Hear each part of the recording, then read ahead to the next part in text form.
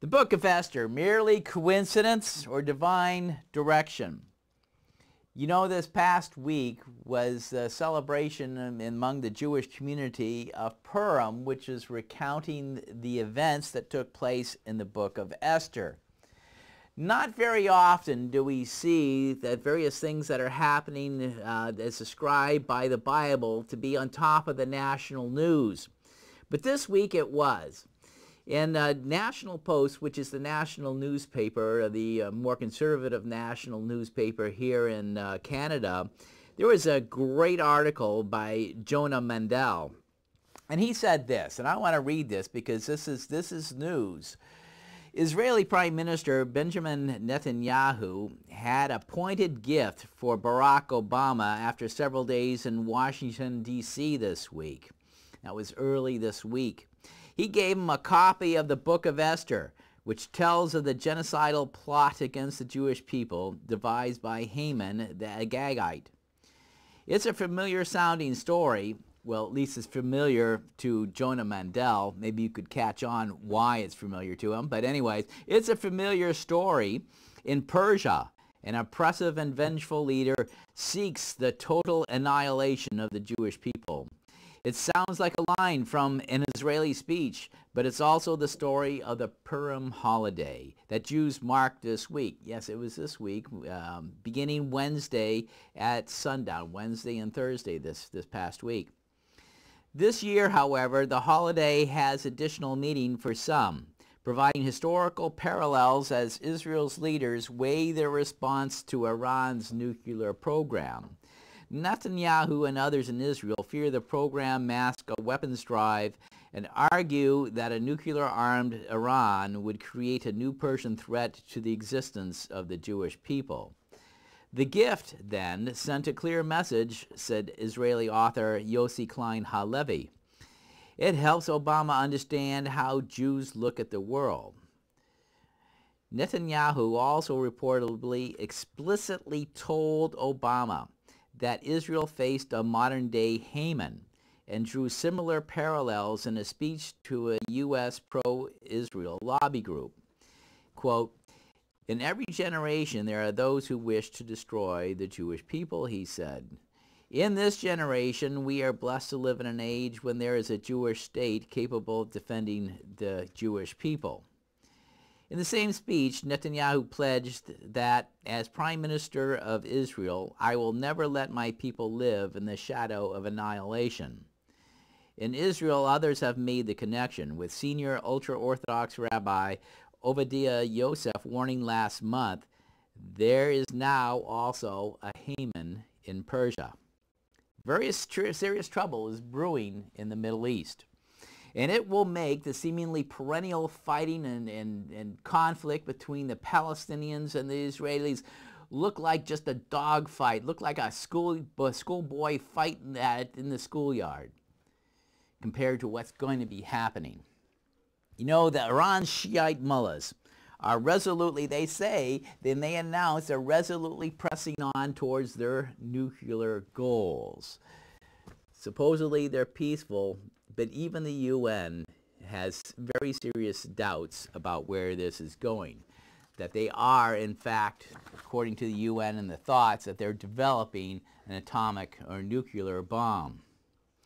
Now, the United States and the European Union have been slapping on economic sanctions to some effect, and they've actually ratcheted this up a significant degree, because they think that they can get the Iranians to change their mind, probably as successfully as they got Saddam Hussein to change his mind with the sanctions they tried a number of years ago there, too. But Iran is experiencing high inflation and high unemployment. It's being squeezed by these sanctions. Yet as the world's #4 oil producer and exporter, Iran has its own leverage. It can always discount its oil and sell cheaply to nations that are looking for a deal. Nations who would always accept a discounted oil through the back door, and now Iran is asking them to pay gold for it. And they have a number of places in the world where they will receive gold, not just in Iran, but people who are working with them. So they've developed an alternative financial system to circumvent the U.S. and the European Union controlled financial system. They're operating outside of it in order to buy their food, whatever extra food they need, and they need extra food because they have to import to feed their people, the weapons, whatever else they need. They are selling their oil for gold, and their gold they're paying their suppliers for whatever it is they need. And they have no shortage of people willing to supply them with whatever they want for gold. Let me tell you that. Iran is beginning to crack the U.S. dollar's reserve currency status. Its exclusive status is the vehicle by which all trade is conducted in this world. Brethren, this situation could have some sort of dramatic effect. You know, any conflict, any war always has unintended consequences. And the conflict between Iran and Israel will inevitably draw in the United States and many other nations. The potential for a worldwide economic chaos if the Persian Gulf countries' oil exports are choked off at that Strait of Hormuz, which Iran, you know, between the Arabian Peninsula and Iran, you have a very narrow strait called the Strait of Hormuz, and they, you know, you can put some long-range artillery on that and just choke it off, much less, you know, the missiles they have these days. In the Air Force and your Navy and other things like this, they could shut down the oil exports coming out of that. And if that happened, the price of oil would shoot up, you know, it would double, it would triple, whatever it might do, and would send the world into a deep, deep recession. So what does the 21st century's current and most dangerous threat to the world peace, immediate and present threat to the world peace, have to do with Haman the Agagite? And what is an Agagite anyways? It sounds like a strange name, Haman the Agagite. Well, let's start at the beginning of the story. Let's go to Exodus chapter 17. Let's go to Exodus chapter 17. Turn with me in your Bible in Exodus chapter 17. I'm going to be reading the Coulter version, which, you know, follows pretty closely the New King James Version. This is Exodus chapter 17 and verse 1. We'll start here.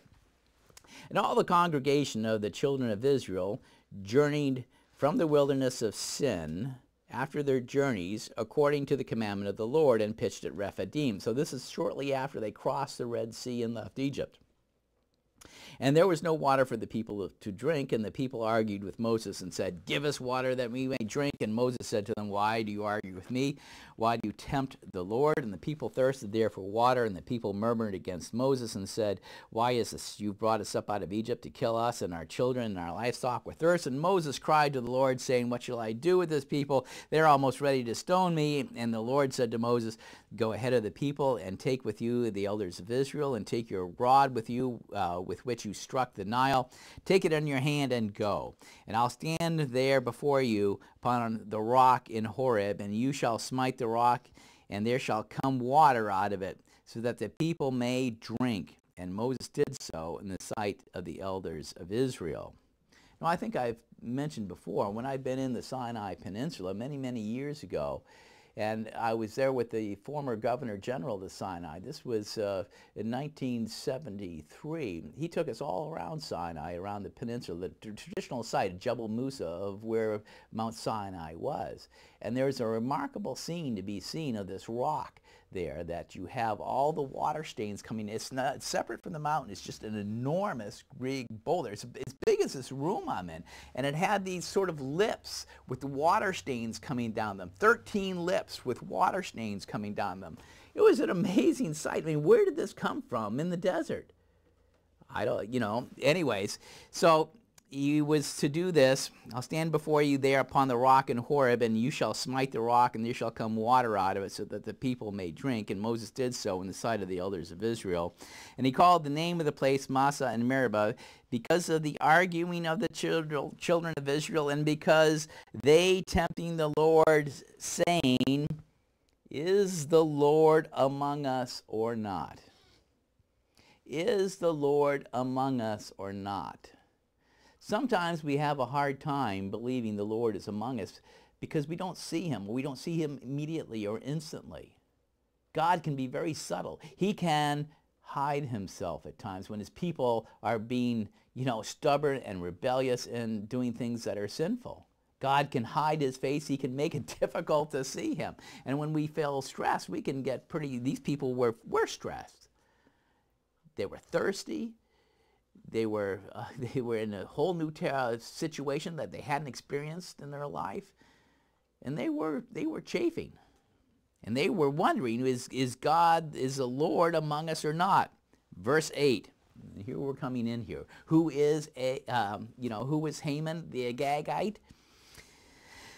Then Amalek came and made war. Amalek came and made war against Israel and Rephidim. Amalek being one of the desert peoples who lived in that whole area, who would move around, Bedouin type of thing in that area.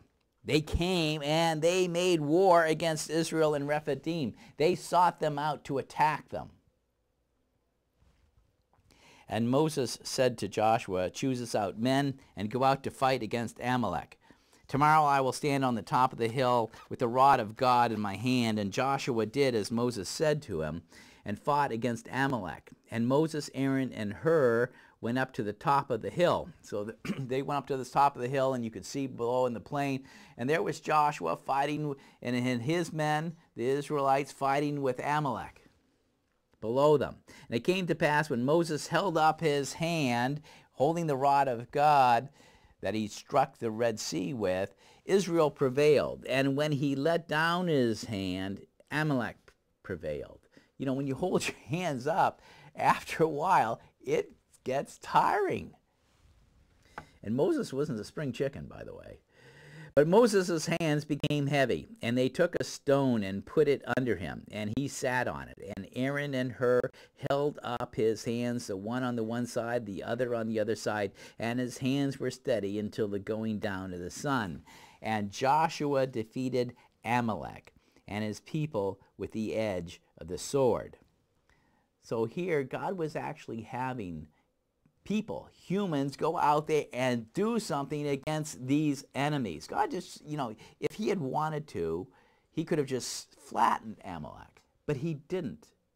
Remember, the people had been asking, is the Lord among us or not? They weren't always faithful. They weren't always pleasant. They were sometimes sinful. And sometimes God was going to let them learn some lessons about how they needed him.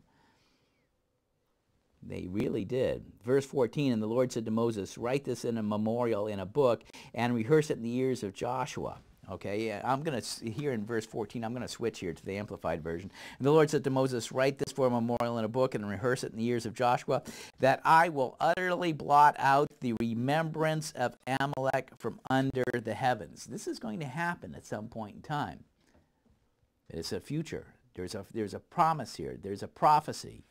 In verse 15, and Moses built an altar and called the name of it, the Lord is my banner. You know, a banner, when an army went into battle, they would carry a banner, and all the troops, all the people who were faithful to that side would rally around it and fight under this banner. The Lord is my banner. Verse 16, and he said, because theirs, that is the Amaleks, because theirs is a hand against the throne of God, the Lord will have war with Amalek from generation to generation. That's the Amplified Version. Because theirs is a hand against the throne of the Lord will have war with Amalek from generation to generation. These were people who wanted to resist what God had in mind. They wanted to crush it. Now, after this event, okay, about 417 years pass. 417 years, that's quite a period of time. You know, if we go back from where we are right here, 417 years, we're going back to the reign of Elizabeth I and Shakespeare. Okay, there weren't even any English-speaking colonies in North America founded yet. But anyways, about 417 years after that incident with the Amalekites first attacking and Joshua fighting with them in this statement that Moses wrote in the book of Exodus, we come to the time of King Saul. Let's go to 1 Samuel 15 here. I will read in 1 Samuel 15. 1 Samuel 15. here we're dealing from this point in time, we're dealing about 1028. So we're still wondering, who is Haman this Agagite? Who is Haman this Agagite? Well, the Bible is going to tell us who this Haman the Agagite is. In 1 Samuel 15, verse 1. And Samuel said to Saul, okay, this is about 1028 BC, "The Lord sent me to anoint you to be king over his people, over Israel. Now listen to the voice of the words of the Lord. Thus says the Lord of hosts, I will punish Amalek for what he did to Israel and how he set against him in the way when he came up from Egypt." Okay, this is 417 years later. God has a long memory. Talk about elephants having a long memory. God has a long memory for sin. He doesn't forget it. "Now go and strike Amalek," verse 3, "and completely destroy all that they have, and do not spare them, but kill both man and woman, infant and suckling, and ox and sheep and camel and donkey." Wow. It sounds almost like Jericho, where they would kill everything. Okay, they wanted to completely destroy this group of people. "And Saul gathered the people together and numbered them at Telaim, 200,000 footmen and 10,000 men of Judah. And Saul went to the city of Amalek and lay in wait in the valley." Okay, he was going to ambush them. "And Saul said to the Kenites, Go, depart, get down from among the Amalekites, lest I destroy you with them. For you shown kindness to all the children of Israel when they came up out of Egypt." Because, of course, Moses' father-in-law had been of a Kenite from this specific area. And the Kenites had served as scouts for the Israelites in the wilderness during all that period of time. "So the Kenites departed from among the Amalekites.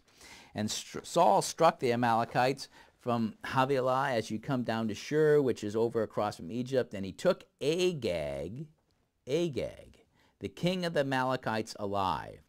And he completely destroyed all the people with the edge of the sword." Oh, well, at least he wanted to. "But Saul and the people spared Agag, and the best of the sheep and the oxen and of the fatlings and the lambs, and all that was good, and would not completely destroy them, but everything that was vile and feeble they completely destroyed." So they weren't obeying, they weren't following what God said, because God made a specific point. You destroy it all. You don't distract yourself by trying to take booty and spoil and all these goodies, material goodies, and forget what your job is. Your job is to wipe out everybody here. God had a reason he said that. But Saul wasn't doing it.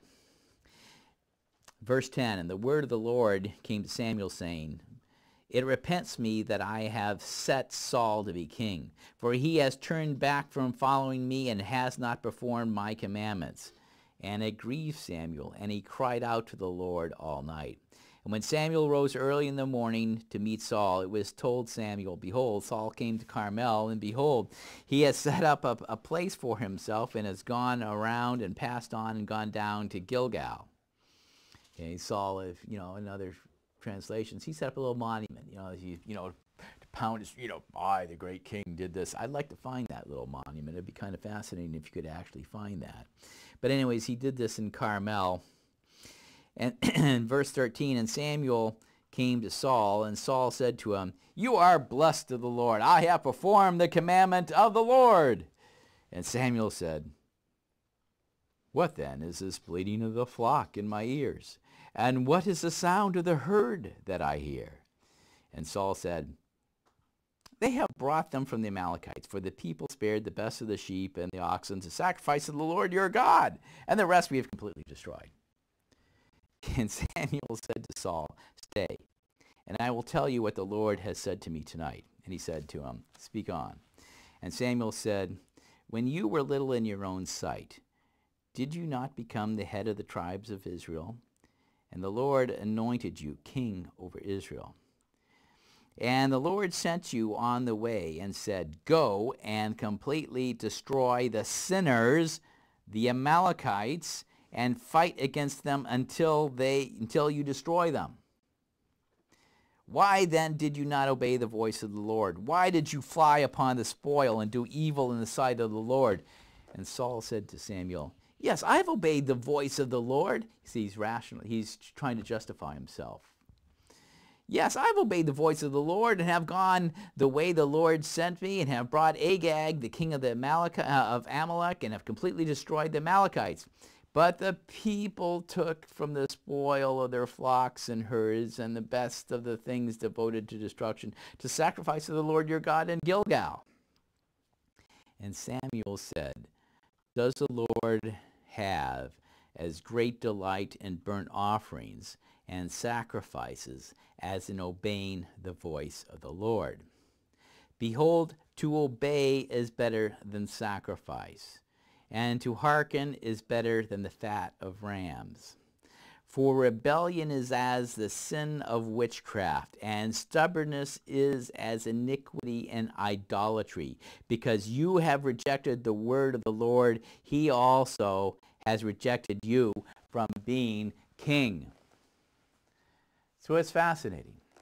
When we talk about the Amalekites, and we talk about Israel's relationship, one, you see very clearly the Amalekites hit Israel right in the beginning after they crossed the Red Sea there and escaping Egypt during the Exodus. You see how when they start griping and complaining, wondering, is God among us? You know, the next thing that happens practically, on the other hand, is Amalek shows up and starts killing them right and left. They attacked actually the rear of their column and were killing the weak, the old, the lame, the blind, those who weren't as fast as everybody else. That's who they attacked first. They didn't attack the army and the strong people. They attacked the weak ones.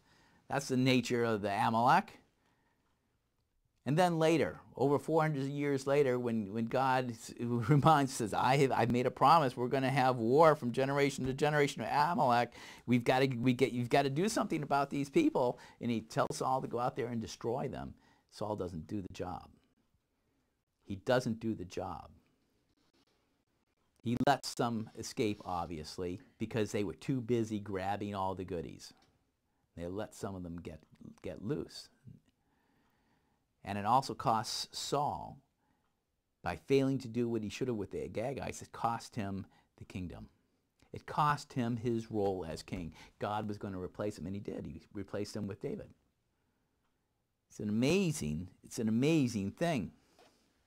Now, from the time of Saul's disobedience in 1028 BC to the events of Purim, which is about 473 BC, in which the Purim where Esther and Mordecai risked their lives to save the covenant people of God, it was going to be another 555 years. 555 years we're going to pass, okay, till we come to the next installment of this story. You know, 555 years, this is a long time, brethren. I mean, if we go back from where we are 555 years, we're going back to the time of Johannes Gutenberg, the guy who invented, the movable type, the printing press. And it was from that printing press that it was invented there in the mid-1400s that everything that we have now, that was the most important event of the modern world. You know, it led to the development of the Renaissance, the Reformation, the Age of Enlightenment, scientific revolution. It laid the whole basis for our material wealth and our knowledge, our modern knowledge-based economy. 555 years ago, it was just barely getting around. That's the length of time we're dealing with. That much has gone, that much water passed under the bridge, if you want to put it that way. And God wasn't done because the Amalekites were not done either. The book of Esther is a further development in the story of this Amalekite threat. It's just, and that's what I'm trying to show you, it's just one more installment in the story. The story continues.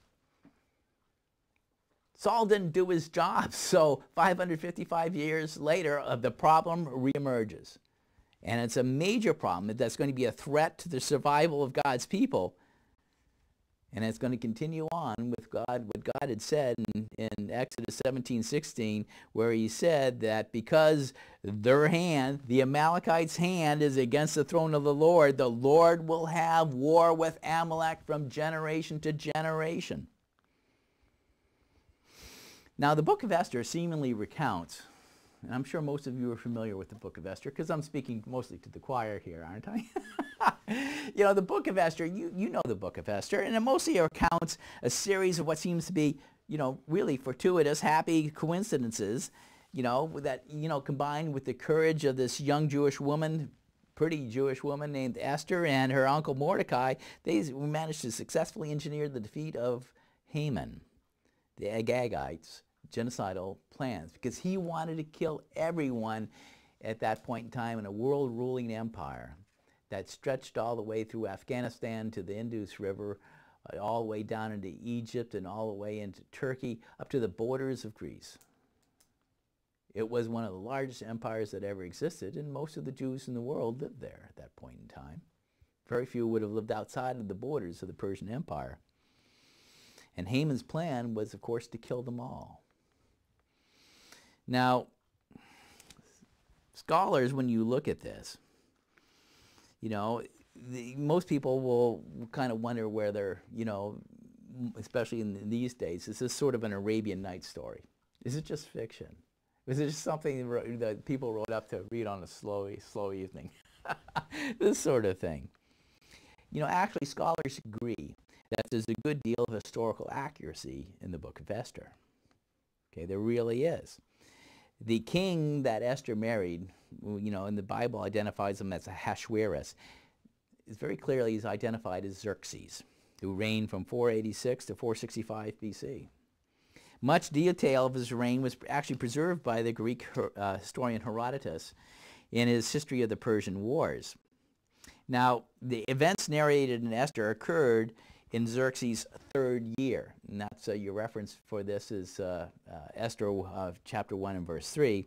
And that would fit into this period of time before he left for his major attack against Greece, which of course didn't go very well, because he had this war with the Greeks that went from 483 to 479.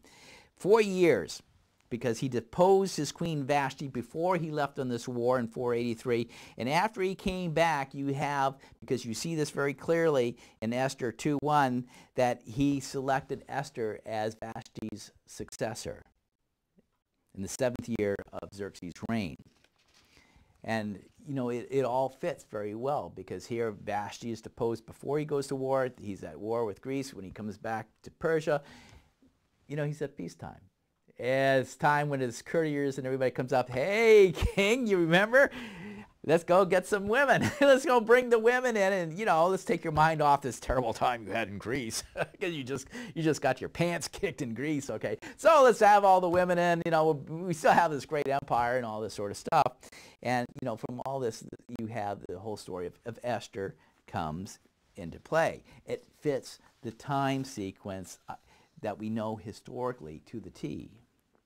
And also the book of Esther, as historians know, that many of the details of the Persian life and the Persian royal court are accurately reflected in Esther. The postal system, the extent of the empire and provinces, the keeping of official diaries, even the forms of execution. It all fits what they were actually doing in the Persian Empire of the Archimedes. But some scholars, however, in our time, we always have the doubters, think it's improbable coincidence. All these things happen. It seems to be just, something out of Arabian Nights. How can, you have just at the right time, you have a Jewish queen on the throne. Just at the right time, you have Mordecai, whose service to the king is not rewarded for about 5 years. He does something to save the life of the king, and nothing happens to him. He doesn't get anything. It just kind of goes by. This is Esther 2 and verses 21 to 23, if you want to look at it. But this lack of recompense is not really brought to the king's attention until merely hours before Haman the Agagite, who was the prime minister of King Xerxes at that time, arrives to ask for Mordecai's life, because Mordecai wouldn't bow down and worship him. That's Esther 6, verses 1 to 3. But no, God, they're here you see all of a sudden in the account in Esther, it's a remarkable reversal. Instead of being able to get permission to hang Mordecai on this enormous gallows that he built, so he has to lead him around the city on a horse and say, such will be done to the man the king delights to honor. He wants to kill this guy, and meanwhile he has to walk through the city shouting his praise. Oh, the story is amazing. And then you have the whole thing at the very end of Haman begging for his life, you know, going before the queen and actually falling on her couch because they would recline when they would eat. And the king coming back at the right time and seeing this and said, he's trying to rape the queen in my presence, you know, which is, you know, that's it for him. And some people think this is improbable. Is it really improbable? Are such things really improbable? Or does God take an interest in the life of his people? Was God working behind the scenes to see something that would be done?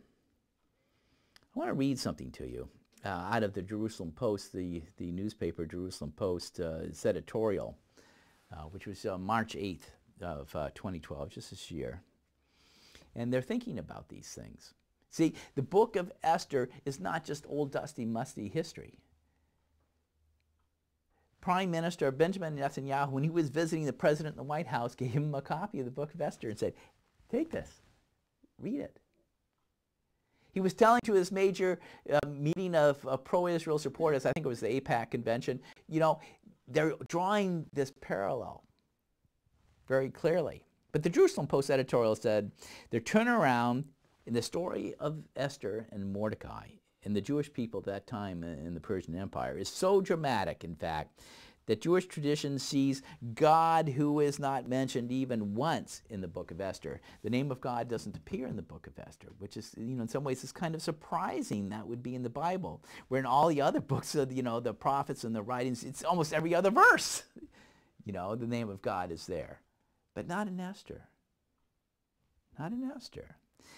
God, who is not mentioned even once in Esther, as the force behind the scenes, pulling all the strings to save, well, really, it would have been the millions of Jews living in the 127 provinces under King Xerxes, or Ahasuerus' Persian Empire, from certain destruction.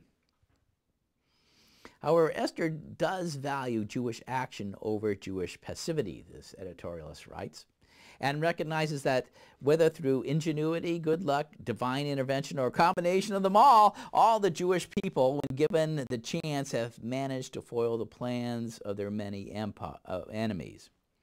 Let's hope we have the same success in facing the Iranian challenge. That's what they're hoping. They're thinking, they're actually writing this in a newspaper editorial. You know, that maybe we have something we can learn from. We can take hope and courage from this book of Esther. You know, in its real world application, you know, when Benjamin Netanyahu met Obama, Obama was telling me, we don't want you to do anything in 2012. We're having this election going on. Don't mess up our apple cart. Don't do anything. Okay, the United States didn't want Israel to declare its sovereignty and announce its state in 1948 when the UN had voted for it. The United States didn't really want them to do it. Harry Truman didn't want them to do it. In 1967, when Gamal Abdel Nasser of Egypt had closed the Straits of Tiran and he had all the countries Syria and Jordan and Egypt aligned against Israel, the United States didn't want Israel to take a preemptive strike in 1967, but Israel did. They said they did the Six-Day War. And they changed the map of the Middle East. The United States didn't want Israel to take out Saddam Hussein's nuclear reactor and stop his program to make a nuclear bomb back in 1981 either. And now Barack Obama doesn't want Israel to launch an attack against Iran's nuclear establishment in 2012. What do you think is going to happen? You want to take a guess what you think is going to happen? Do you think, you know, Benjamin Netanyahu and the people who are governing with him, do you think they have much love and trust for Barack Obama? Or do you think they want to put the squeeze on and do something while they feel they still have an opportunity? Because they're just a little group of people, a long ways away from an enemy that has ballistic missiles and is threatening to wipe them off the face of the earth. I mean, all they have to do is drop a few big ones on Israel and game over. They don't have to hit many targets to do it. They really don't. And one of the, a lot of people will say, well, how about Ahmadinejad? He is a raving lunatic type of thing. But Ahmadinejad is out of favor with the ruling mullahs. But the attitude, even before him, the previous Prime Minister Rafsanjani, was that, well, they did the calculations. They actually did. The Iranians did the calculations. Said if we have an attack, a nuclear exchange with Israel, we might lose 15 million Iranian Persians. Maybe we'll lose 15 million Iranian Persians. But they'll lose all their 6 million, everybody they got in Israel. It's worth it! That's what they think. That's what he actually was speculating about it. It's worth it. So what? Well, anyways, how do the Israelis and Jews as a whole see the story of Esther's meeting? Well, of course, what we can take from it, and how do we in the Church of God take the story of Esther? Well, God plans ahead. God plans ahead. God made Esther, Xerxes' queen, in order to provide a way in which the Jews, the whole community in that nation would be saved from death.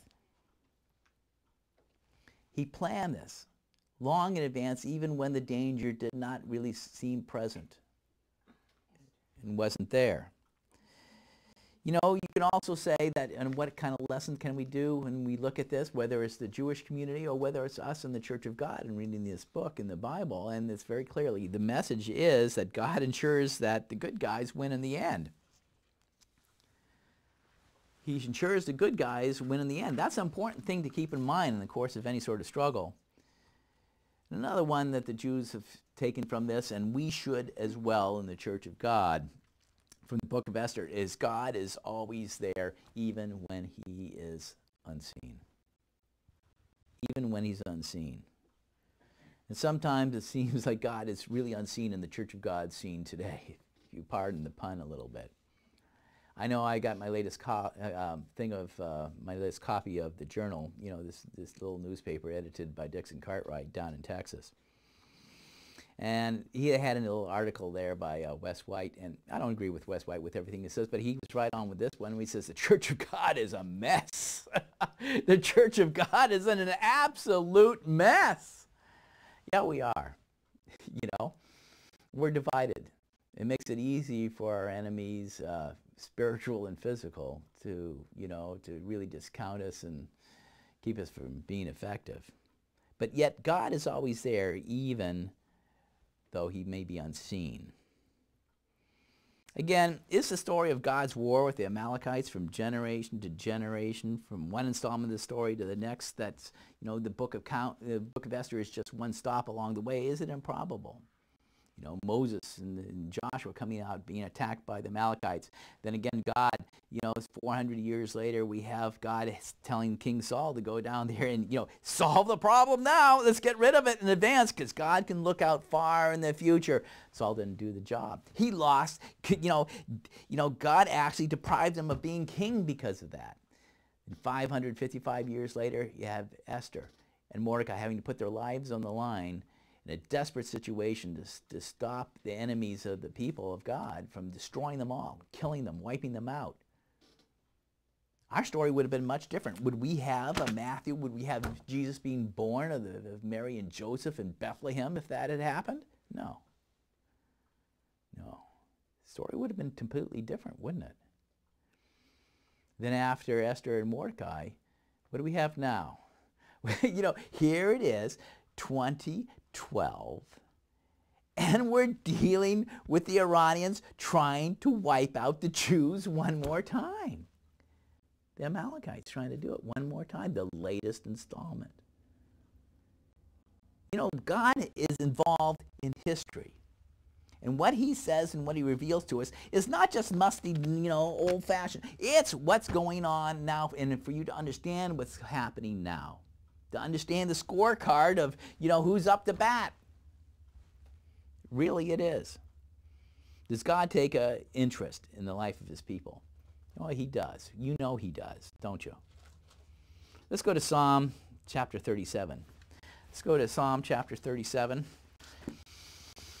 It's one of the writings just like Esther is one of the writings, Psalms and Proverbs are part of the writings, and you have the law, the prophets, and the writings, and Esther is in the writings along with the Psalms and prophets. But we have Psalm chapter 37, Psalm 37. Actually, it's one of my favorite Psalms. I like the Psalm of David, who took over from Saul because Saul wouldn't do what he was asked to do in killing them, wiping the Amalekites out. Psalm 37, verse 23. The steps of a good man are made firm by the Lord, and he delights in his way. Though he fall, he shall not utterly be cast down, for the Lord upholds him with his hand. Lord upholds them. He sustains them. He strengthens them. You may not really see it, maybe somewhat unseen and behind the scenes, but God will sustain his people. This is what it says. This is what we're talking about. The steps of a good man, a good woman, the steps are made firm by the Lord. They're directed, in other versions it would say. They're directed by God. He makes up, the plans. And he delights in the way. And though we have whatever problems that we have, God delights in the details of our life.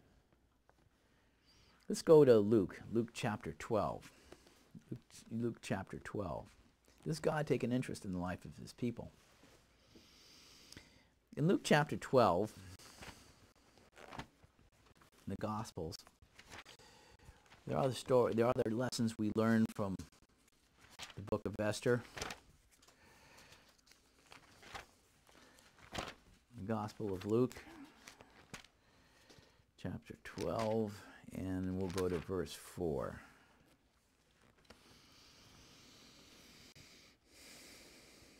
Now Jesus was teaching the people. He had assembled them.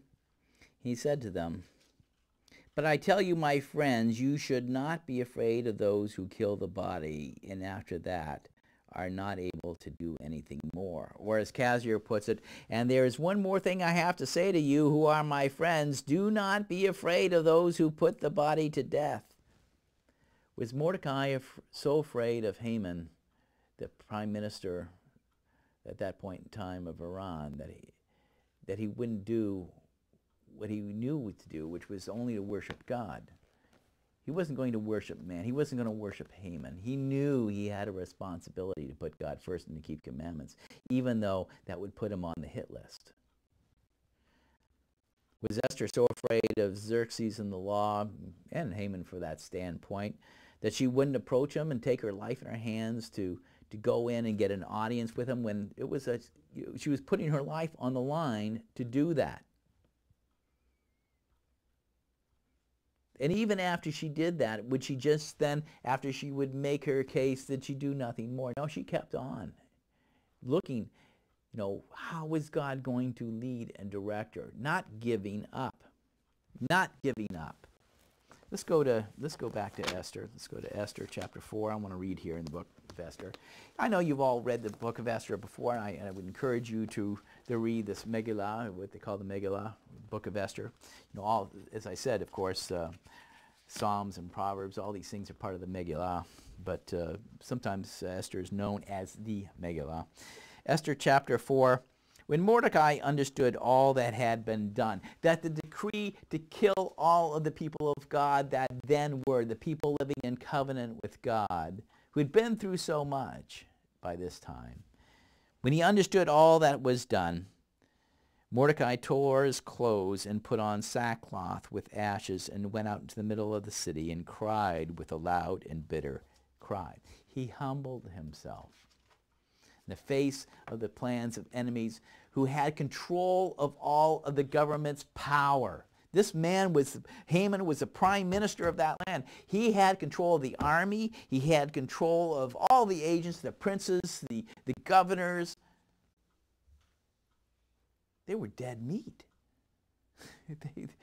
they were toast, in the modern colloquial Canadian expression. The Jews were toast. Verse 2, and he even came before the king's gate, and none might enter into the king's gate clothed with sackcloth. And in every province Wherever the king's command and his decree came, there was great mourning among the Jews, and fasting, and weeping, and wailing, and many lay on sackcloth and ashes, because they were going to be killed. Their children were going to be killed. All their friends were going to be killed. And Esther's servant women and her officers came and told her. And the queen was exceedingly grieved, and she sent clothing to clothe Mordecai, and to take away his sackcloth from him, but he did not receive it. And Esther called for Hatach, one of the king's officers, whom he had appointed to attend to her, and gave him a command to go to Mordecai to learn what this matter was, and why it was. And Hatach went out to Mordecai, to the streets of the city in front of the king's gate. And Mordecai told him of all that had happened to him, and of the sum of silver, which was millions and millions and millions of dollars of silver, that Haman had promised to pay into the king's treasuries for the Jews in order to destroy them, because he was willing to pay to kill them. He was looking forward to this so much. Verse 8, and he gave him a copy of the writing of the decree that was given at Shushan, the palace, and to destroy them, to show it to Esther, and to declare it to her, and to command her that she should go in to the king and make supplication to him, and to seek help for her people. And Hatach came and told Esther the words of Mordecai. Again Esther spoke to Hatach and gave him a message for Mordecai. The king's servants and the people of the king's provinces know that whoever, whether man or woman, shall come to the king into the inner court who is not called, there is one law of his, execution, except such as to whom the king shall hold out the golden scepter, so that he may live. But I haven't been called to come in before the king for these past 30 days. Yeah, the king had a whole harem of women. I mean, he didn't have to see Esther. He hadn't seen her for over 30 days. And they told Mordecai Esther's words. And Mordecai commanded them to answer Esther, do not think within yourself that you shall escape in the king's house more than all the Jews. So even though you are in the king's palace and you are the queen, if you don't stand up and do what's right and put on the line and risk everything for God's people, you think you're going to escape just in trying to protect yourself? For even if you are completely silent at this time, you try to hide everything. You haven't told anybody you're a Jew. Even though you try to hide and do all this, relief and deliverance shall arise to the Jews from another place, but you and your father's house shall be destroyed. And who knows whether you have come to such a royal position for a time such as this. Mordecai obviously felt it wasn't just mere coincidence that all this had happened, by no means. And Esther told them to return Mordecai this answer. Go, gather all the Jews who are present in Shushan, and fast for me, and do not eat or drink for 3 days, day or night, because the situation was that dangerous. Fast. Everything's on the line. My maidservants and I will also fast in the same way. And so I will go in to the king, which is not according to the law, to man's law. And if I perish, I perish. And Mordecai went his way and did according to all that Esther had commanded him.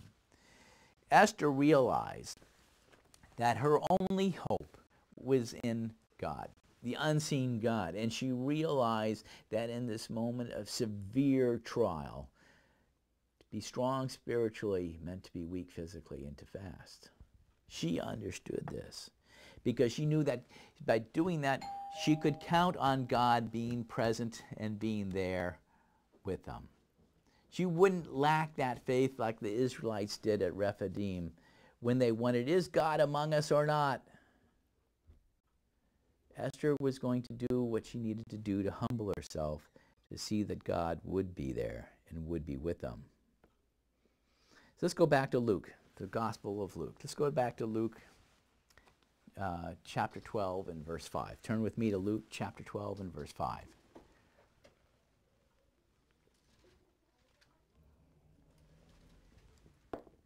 Luke chapter 12 and verse 5.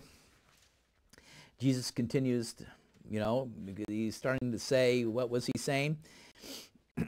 He's saying that don't fear those who put the body to death. He continues on in Luke chapter 12 and verse 5. No, I shall give you a warning to whom you ought to be afraid.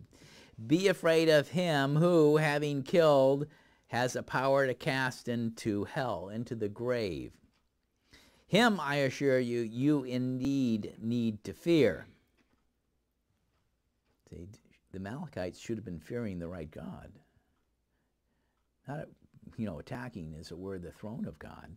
Do not 2 copper coins buy 5 sparrows? Yet not one of them escapes God's notice. Why, the very hairs in your head have all been counted, one and all. God probably knew exactly how many hairs were on Esther's head, and the smaller number that would have been on Mordecai's head. Cease feeling anxious. There is more in you than in many sparrows. Moreover, one thing I can assure you, everyone who acknowledges me before men, I will acknowledge before the angels of God. See, Esther was going to acknowledge that who her people were before the king. She was willing to reveal her people, to beg for mercy from the king for her people. And anyone who repudiates me before men, I will repudiate before the angels of God. So it's telling us here something very clearly in the Church of God. That we must be willing to acknowledge God. We must be willing to acknowledge our Savior, Jesus Christ. Even when times get tough, we must be willing to cast in our lot with God's people. The times are changing. Being a Christian has never been, one of the faithful people of God has never been popular, in the world, but there have been times when it's been very dangerous. Very dangerous. Because of course, the one who is animating Haman the Amalekite, Haman the Agagite, and Agag and the Amalekites in their time of Joshua and Moses was Satan. He's always going to be after them. And you can't hide. You can't hide, Hitler, Adolf Hitler, during the 1930s and during World War II, if you were a Jew but had been converted to Christianity and become baptized as a Christian, you think that would keep you safe? No. If you had any connection, if any Jewish blood in you whatsoever, you were going to the ovens. They didn't care. They really didn't care. We have to be willing to acknowledge God and to stand with the people of God. You see, Mordecai and Esther realized that they had to stand with God's people. They had to fulfill their role as God's servant in their part in this great struggle that was originally prophesied back in Exodus 17 in verses 14 to 16, that the Lord will have war with Amalek from generation to generation, because the hand of Amalek is against the throne of God. It's the marginal reading of the King James puts it there in the Authorized Version. We have to be willing to stand with God and God's people against those who have their hands against him. Let's go to Romans chapter 8, verse 28. Let's go to Romans 8, verse 28, a very famous verse. Romans 8, verse 28. Coulter, which follows pretty closely the New King James, puts it this way: we know all things works together for those who love God, who are called according to his purpose.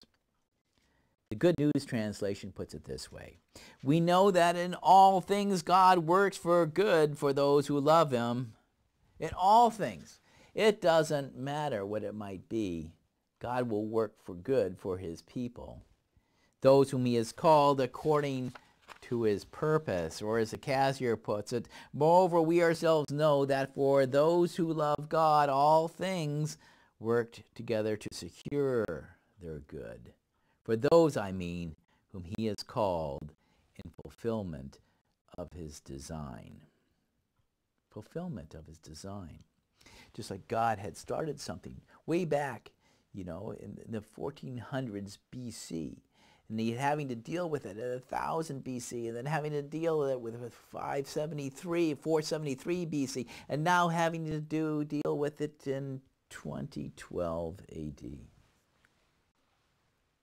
2012. God works through history. Romans 8:28, the Amplified Version.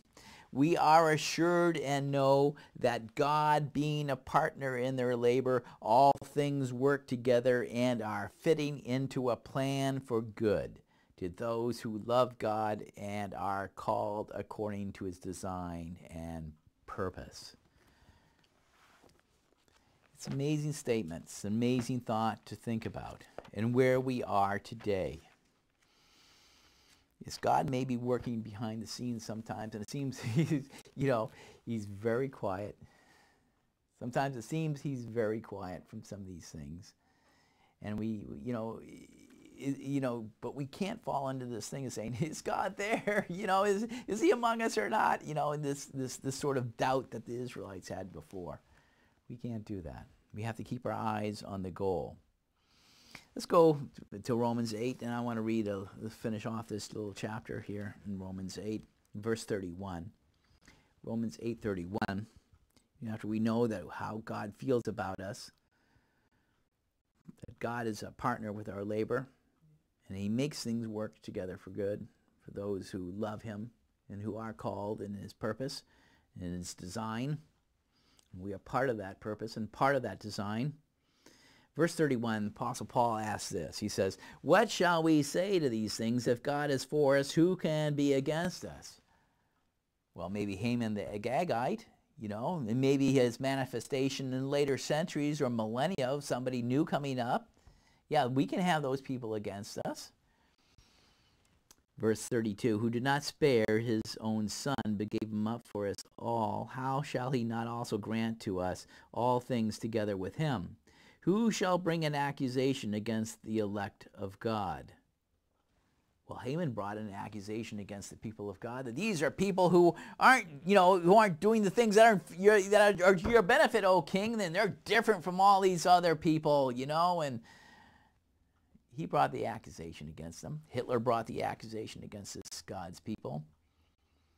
The mullahs in Iran are bringing all sorts of accusations against not only Israel, but America. If you've been doing any sort of listening whatsoever, and anybody who's associated with these states, Israel and America. Who shall bring an accusation against the elect of God? God is the one who justifies. Who is the one that condemns? It is Christ who died, but rather who is raised again, who is even now at the right hand of God, and who is making intercession for us. See, the God who commanded Moses and Joshua to go out and fight with Amalek, who was that? That was Jesus Christ in his pre-incarnate form. Because it was Christ who was the rock that followed them, that provided the sustenance to the ancient Israelites, who was there, who was David's Lord, who was the one who revealed himself to Samuel and to command Saul to go out and smite these people who were his enemies and enemies of his people, who is there behind the scenes, seeing that the people would be delivered during the time of Esther and Mordecai, who is also making intercession for us. What shall separate us from the love of Christ? Shall tribulation or distress or persecution or famine or nakedness or danger or sword? According as it is written, for your sake we are killed all the day long. We are reckoned as sheep for the slaughter. Just like the Jews of Persia, they were just considered sheep for the slaughter. But in all these things we are more than conquerors through him who loved us. For I am persuaded that neither death, nor life, nor angels, nor principalities, nor powers, nor things present, nor things to come, nor height, nor depth, nor any other created thing shall be able to separate us from the love of God which is in Christ Jesus our Lord. If we do not repudiate God, if we're willing to stand up for what is good in God's sight, then all things will eventually work out for our good, just as it did for God's people in the book of Esther.